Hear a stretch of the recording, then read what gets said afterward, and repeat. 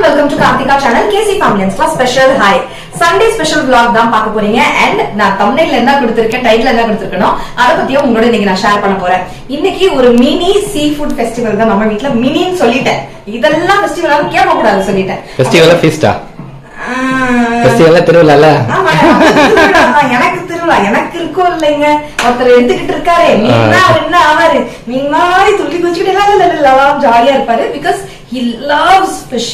ஃபிஷ்னா கிச்சன்ல வந்து நின்னுக்கிட்டு பூனை வந்து மோப்பம் பிடிக்கிற மாதிரி மியாமியான்னு சுத்தி சுத்தி வந்துகிட்டு இருப்பாரு. இன்னைக்கு நான் கிளீன் பண்றது மட்டும் இல்லாம என் கூட சேர்ந்து ஜியோ கிளீன் பண்ணாரு. சோ என்ன செய்ய போறோம் அப்படின்னு பாத்தீங்கன்னா, சங்கரா மீன் தோசை கல்ல போட்டு தோசை தவா ஃப்ரை பண்ண போறோம். ப்ரான் வந்து பாத்தீங்கன்னா பிரியாணி செய்ய போறோம் என்னுடைய ஸ்டைல்ல. அடுத்து கிழங்கா மீன், இது வந்து மீன் குழம்பு வைக்க போறோம். சோ அதுக்கு தேவையான வெங்காயம் தக்காளியில அரிஞ்சு வச்சாச்சு.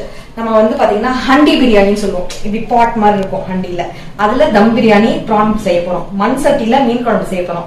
இரும்பு தோசை கல்ல நம்ம சங்கரா மீன் வறுவல் செய்ய போறோம். சோ அந்தந்த பாத்திரத்துக்கு அதை யூஸ் பண்ணி நீங்க நம்ம செய்ய போறோம். டக் டக் டக்கு நான் உங்களுக்கு ரெசிபிஸ் எல்லாம் ஷேர் பண்றேன், வாங்க பாக்கலாம்.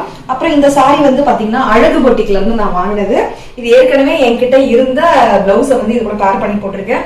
பிளவுஸ் எல்லாம் தச்சு வரைக்கும் வெயிட் பண்ற மாதிரிலாம் எனக்கு இல்ல. எனக்கு ரொம்ப பிடிச்சிருந்தது இந்த பர்பிள், அதான் நான் போட்டிருக்கேன். பாருங்க, ஓரம் கூட அடிக்கல, அப்படியே எடுத்து போட்டுக்கிட்டேன் நான். எனக்கு ரொம்ப பிடிச்சிருக்கு, சூப்பரா இருக்கு. எவ்ரிடே ஆஃபீஸ் கோயஸ்ல யூஸ்ஃபுல்லா இருக்கும். கட்டி இருக்கதே தெரியல, லைட் வெயிட்டா இருக்கு, ரொம்ப ஃப்ரீயா இருக்கு. பாருங்க, நான் ஃபெஸ்டிவல் மாதிரிலாம் பெருசா ஜும்கா அது இது பூ மங்களகரமா அந்த மாதிரிலாம் இல்ல. பாருங்க, ரொம்ப கேஷுவலா இருக்கேன். கேஷுவலா நான் இவ்வளவு சமையல் செய்ய போறேன், ஆனா எனக்கு இது போட்டுக்கிறதே தெரியல, ரொம்ப கம்ஃபர்டபுளா இருக்கு. அழகு போட்டிக்கோட டீடைல்ஸ் வந்து நான் கீழே இருக்கிறேன். என்னுடைய ஃப்ரெண்டோடைய போட்டிக்கு தான் வேணுன்றவங்க கண்டிப்பா செக் பண்ணிக்கோங்க. இந்த சாரி மட்டும் இல்லாம கூடவே ஒரு 4 சாரி வாங்கியிருந்தேன். அதுல 2 வந்து நான் ஏற்கனவே போட்டுட்டேன்னு நினைக்கிறேன். அது எல்லாத்தையுமே நான் இன்னைக்கு காமிச்சிடுறேன். ஏன்னா எதை போடலாம்னு அப்படி பிரிச்சு வச்சிருக்கேன் எல்லாத்தையும். அதெல்லாம் கூட நான் அப்படியே உங்களுக்கு காமிச்சிடுறேன். பொங்கலுக்கு அவங்க கிட்ட ரெகுலரா வீடியோஸ் வந்து லைவ்ல போட்டுட்டே இருக்காங்க, நீங்க செக் பண்ணி பார்த்து வாங்கிக்கலாம். இப்போ மண் சட்டில மீன் குழம்பு தாளிச்சு விட்டுலாம். சூடான மண் சட்டியில நல்லா தாராளமா நான் எண்ணெய் விட்டுக்கிறேன். சமையலுக்கு என்ன எண்ணெய் யூஸ் பண்ணுவீங்களோ அது கொஞ்சம் விட்டுக்கோங்க. ஒரு 3 டேபிள் ஸ்பூன் அளவுக்கு விளக்கெண்ணையும் கொஞ்சம் கலந்துருக்கேன். இது என்னோட மாமியார் சொல்லி கொடுத்த டிப்ஸ். இந்த மாதிரி தான் நான் செய்யறேன் மீன் குழம்பு. இப்பெல்லாம் வயிறு சூடாவாம இருக்கும். கடுகுளுத்த பருப்பு வெந்தயம் போட்டு தாளிச்சுட்டு, ஒரு காஞ்ச மிளகா 2-3 கத்து கருவேப்பிலையும் போட்டு தாளிச்சுட்டு, 15 இருந்து ஒரு 20 சின்ன வெங்காயம் இடிக்கல்ல இடிப்போம்ல அந்த மாதிரி இடிச்சு சேர்த்திருக்கேன். அதுக்கப்புறம் சிகப்பு மிளகாய் தூள் 2 டேபிள் ஸ்பூன் ஆட் பண்ண, குழம்பு மிளகாய் தூளும் 2 டேபிள் ஸ்பூன் ஆட் பண்ணிருக்கேன். எங்க வீட்டு குழம்பு மிளகாய் தூள் காரம் கம்மியா இருக்கும், அதனால நான் வந்து தாராளமாவே ஆட் பண்ணிருக்கேன். தேவையான அளவு உப்பும் சேர்த்துட்டு 3 தக்காளி பழம், ஒரு சிட்டிக்க மஞ்சள் தூளும் சேர்த்து நல்லா சுருள சுருள வதக்கிடலாம். எண்ணெய் நல்லா பிரிஞ்சு வர வரைக்கும் தக்காளி எல்லாம் மசிச்சு விட்டு நல்லா சுருள சுருள வதக்கி விட்டுறலாம். ஒரு பெரிய லெமன் சைஸ் புளிய ஊற வச்சு கரைச்சு வடிகட்டி வச்சிருக்கேன், அதையும் நம்ம இது கூட சேர்த்துட்டு தண்ணி கொஞ்சம் ஊத்தி அட்ஜஸ்ட் பண்ணிக்கலாம். கன்சிஸ்டன்சியா க்ளோஸ் பண்ணி நல்லா கொதிக்க விடுவோம். சமைக்க ஆரம்பிக்கும் போது நான் செய்யக்கூடிய மேண்டேட்டரி என்னன்னு பாத்தீங்கன்னா, கெட்டில சுடு தண்ணி போட்டுக்குவேன். அப்பப்ப தேவையான போது நம்ம சுடு தண்ணியா ஊத்தி சமைக்கும் போது நமக்கு டக்குன்னு வேலை வந்து ஆயிடும்.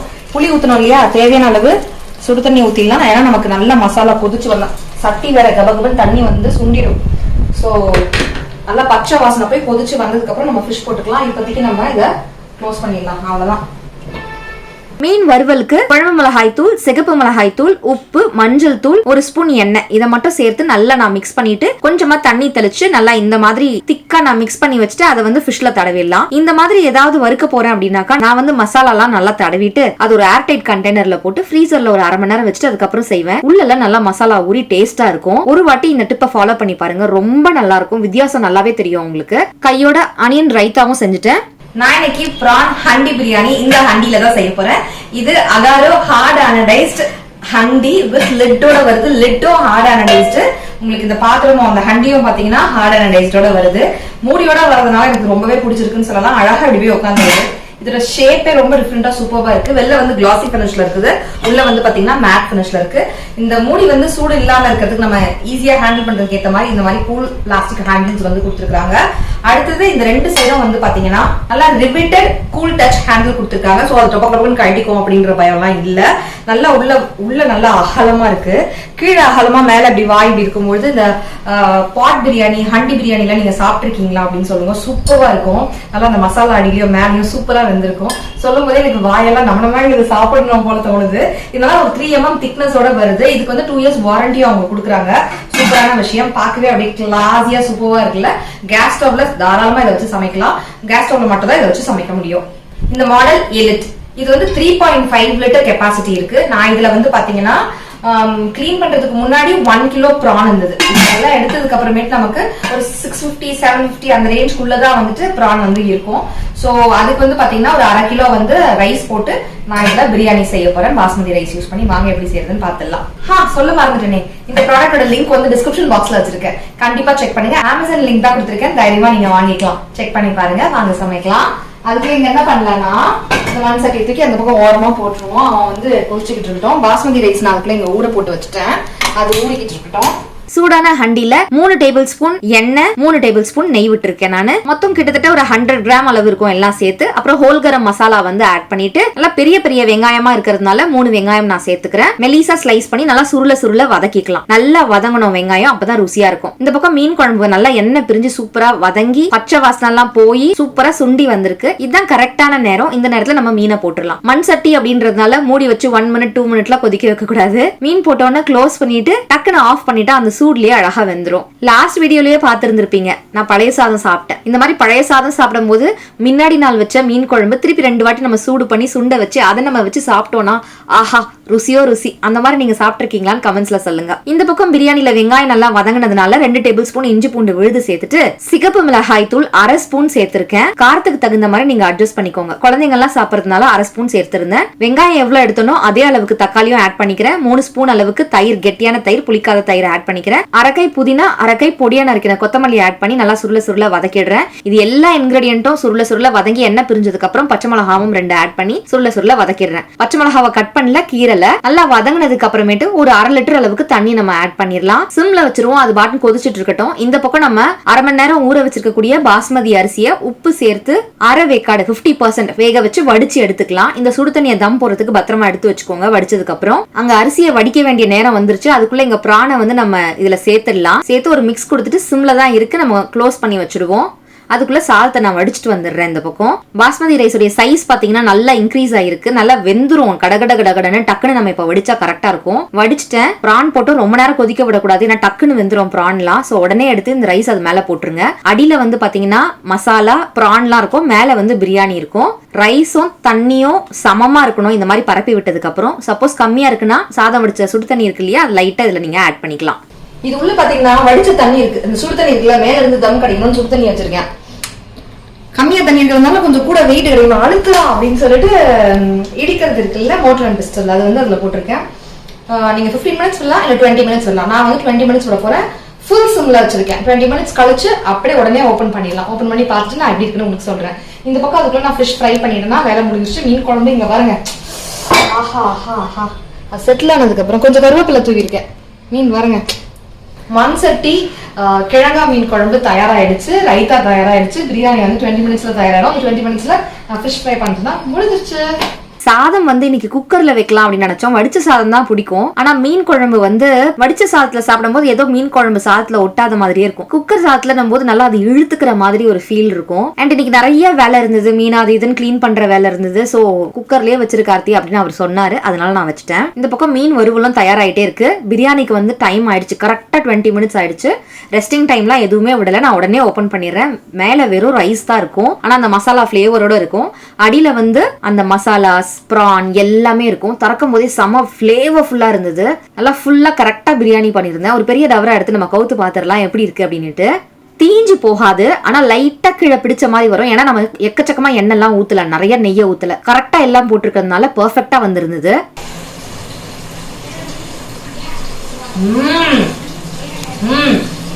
சூப்பர் ஜி, செமையா இருக்கு, செம்மையா இருக்கு. தீங்கெல்லாம் பிடிக்கல. இங்க பாருங்க,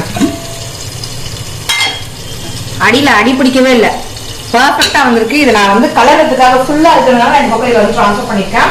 தம் பிரிச்சிருக்கேன். பர்ன்ட் ஆகாம சூப்பரா ஹண்டி வந்து ஒர்க் ஆயிருக்கு. ஹண்டி பிரியாணி செம்மையா இருக்கு. அடியில நான் அப்படி கொட்டும் பொழுது ஆவி விட பறக்குது. இப்படி இருக்கும்போது ஆவி வந்து அடிக்காது, குட்டி இருக்கும்போது ஆஹா அப்படின்ற மாதிரி இருக்கு, செம்மையா இருக்கு. இதே மெஷர்மெண்டோட கண்டிப்பா நீங்க ட்ரை பண்ணிக்கலாம். சூப்பரா இருக்கு கார்த்தி அப்படின்னு நீங்க சொல்வீங்க. கண்டிப்பா ட்ரை பண்ணி பாருங்க. இந்த பக்கம் ஃபிஷ் ஃப்ரையும் ரெடி ஆகிட்டே இருக்கு. அவசரத்துல லைட்டா தொலை வச்சேன். மொத்தமா நான் வறுத்துட்டு பரிமாறும் போது உங்களுக்கு காட்டுறேன், சரிங்களா? இந்த ப்ராடக்டோட லிங்க் டிஸ்கிரிப்ஷன் பாக்ஸ்ல இருக்கு, செக் பண்ணுங்க. கண்டிப்பா சூப்பரா வேலை செய்யுது, நல்லா இருக்கு, எனக்கு பிடிச்சிருக்கு. கிச்சனை கிளீன் பண்ணும்போது இந்த மாதிரி ஒரு 4 தட்டு வச்சிருக்கேன் நானு. இது நான் பாடி சரவணா ஸ்டோர்ஸ்ல அந்த வீட்ல இருக்கும்போது வாங்கினது. கார்த்திகா ரெசிபிஸ் சேனல்ல லஞ்ச் மெனு காமிக்கிறதுக்காக இதை வாங்கினேன். அதுக்கப்புறம் நானும் ஜியும் டயட்க்கு பிளான் பண்ணலாம்னு நினைச்சேன். இவ்வளவு பெரிய பிளேட்ல எல்லாம் சாப்பிட்டா இன்னும் தான் குண்டாகும் அப்படின்னு சொல்லிட்டு இதை தேய்க்கிறது வேற கஷ்டமா இருக்குன்னு எடுத்து வச்சுட்டேன். இன்னைக்கு எடுத்து அழகா நான் பிளேட்டிங் பண்ணிட்டேன். பார்க்கவே அழகா இருந்தது. வீடு கிளீன் பண்ணும்போது அந்த பிளேட் கடிச்சுதா, சரி ஓகே நம்ம கிளீன் பண்ணி இன்னைக்கு நம்ம பரிமாறிடலாம். நான் பரிமாறி இருக்கேன். பெரிய கம்பார்ட்மெண்ட்ல பிரான் பிரியாணி, கொஞ்சோண்டு கடிச்சுக்கிறதுக்கு வெள்ளரிக்காய், வெங்காயம், ஒரு குட்டி லெமன் பீஸ் வச்சிருக்கேன். ஆஹா, மீன் குழம்பு பாருங்களேன். அப்புறம் மீன் வறுவல், ஆனியன் ரைத்தா, ஒயிட் ரைஸ் பரிமாறிட்டு லாஸ்ட்ல நல்லா எண்ணெய் மிதக்க மிதக்க காரசாரமான மண் சட்டி மீன் குழம்பு வந்து பரிமாறி இருக்கேன். இந்த சண்டே லஞ்ச் மெனு உங்களுக்கு பிடிச்சிருக்கான்னு கமெண்ட்ஸ்ல சொல்லுங்க. செமையா இருக்கு. ஜி ஃபர்ஸ்ட் டேஸ்ட் பண்ணாரு. டேஸ்ட் பண்ணிட்டு என்ன சொன்னாரு தெரியுமா? என்ன சொன்ன தெரியுமா? சாப்பிடு சொல்லுங்க.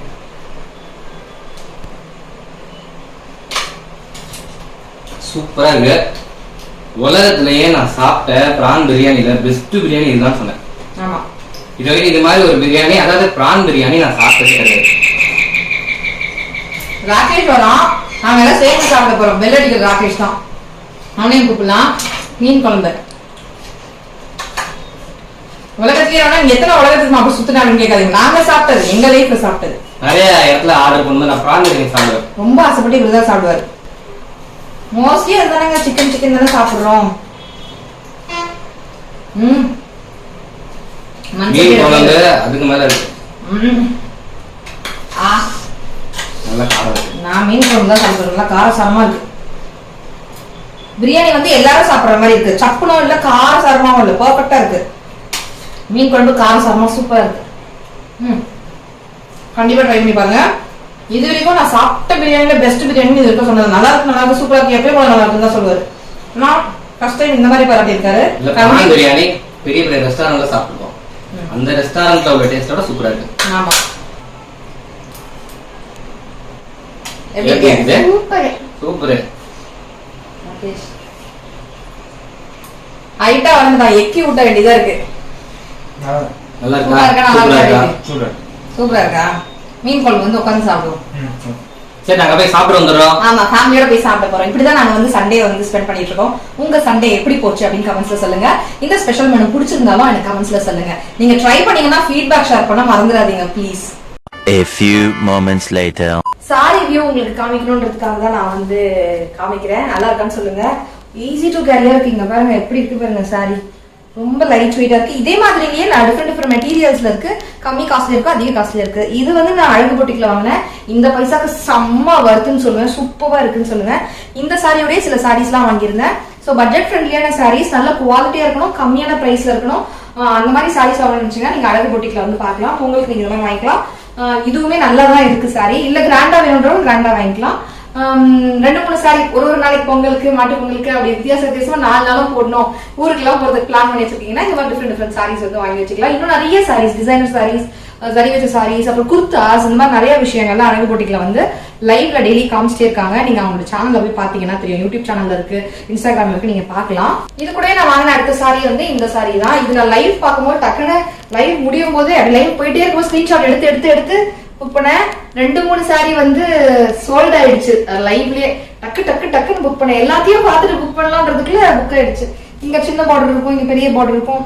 ஸ்கை ப்ளூல நல்லா ஒரு டார்க் ப்ளூல வந்து இருக்கும். இந்த மாதிரி சரி வச்சிருக்கோம். முந்தானி வந்து பாத்தீங்கன்னா சூப்பரா இருக்கும். ப்ளீட்டிங் ரொம்ப ஈஸி. நான் உங்களுக்கு சும்மா அப்படி பண்ணி காட்டுறேன் பாருங்க. டக்கு சும்மா ரஃபா பண்ணுறேன். இது எந்த சாரியுமே சாதாரண சாரி மாதிரி இல்ல, எல்லாமே ரொம்ப நல்லா இருக்கு. பாருங்க சூப்பரா இருக்கும், ரொம்ப நல்லா இருக்கும். இதுக்கு பிளவுஸ் இந்த மாதிரி கொடுத்துருக்காங்க. வெளில ஃபங்க்ஷனுக்குலாம் நீங்க சிங்கிள் ப்ளீட்ல போட்டு போகலாம், எவ்ரிடே போட்டு போகலாம். என்ன டெய்லி புது சாரியா போட்டு அப்படின்னு தான் கேட்பாங்க. ஆனா கம்மி விலையில சூப்பரா நல்லா இருக்கக்கூடிய சாரி. நான் போட்டிருக்க சாரி காமிச்சிருந்தா இப்படிதான் இருந்திருக்கும். ஆனா போட்டதுக்கு அப்புறம் எப்படி இருக்கு பாருங்க, ரொம்ப அழகா இருக்கு பாருங்க. அந்த மாதிரியான சாரி. எனக்கு பிரைஸ் மறந்து போச்சு. நான் மொத்தமா புக் பண்ணேன், மொத்தமா பிரைஸ் பே பண்ணேன், மொத்தமா வாங்கினேன். நான் ஜிபே தான் பண்ணிருப்பேன். சாரியோட பிரைஸ் வந்து நான் ஜிபேல பார்த்தேன்னா தெரியும். நான் அதை வச்சு கால்குலேட் பண்ணி நான் உங்களுக்கு முடிஞ்சாக்கா ஸ்கிரீன்ல எடிட்டிங் அப்போ சேர்க்க பாக்குறேன். அடுத்து இந்த பிளாக் அண்ட் ஒயிட் சாரி. ஐயோ, பிளாக் பிடிச்சவங்களுக்குலாம் இது பிடிக்கும். எவ்வளவு ஈஸியா இருக்கு பாருங்க.